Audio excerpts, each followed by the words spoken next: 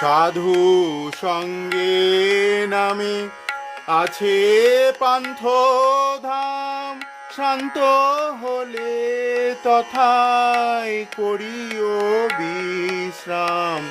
পথভ্রান্ত হলে শুধাইও পথ, সে পান্থ নিবাসীগণে। মন চলো নিজ নিকেতনে।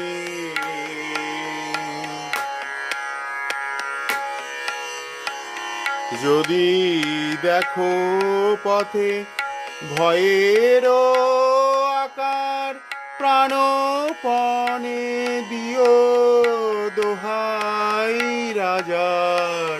সে পথে রাজার প্রবল